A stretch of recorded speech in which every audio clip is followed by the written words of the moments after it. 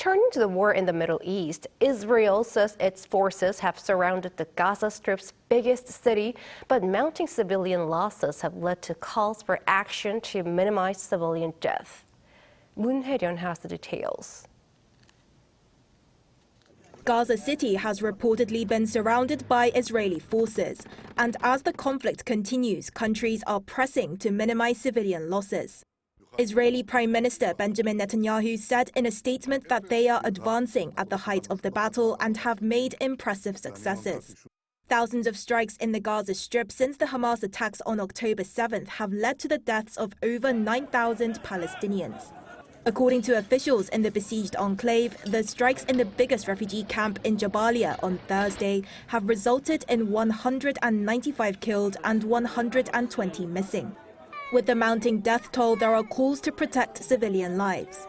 U.S. Secretary of State Antony Blinken departed for Israel for the second time in a month to meet with Netanyahu.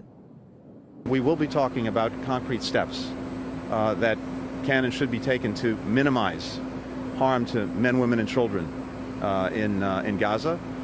And this is something that the United States is committed to. U.S. President Joe Biden also called for a pause in fighting during a campaign speech in Minneapolis.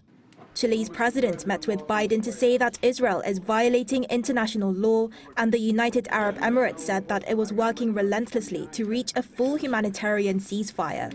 Meanwhile, on Wednesday and Thursday, non-hostages living in the Gaza Strip with foreign nationalities or dual citizenship began to cross the Rafah crossing into Egypt.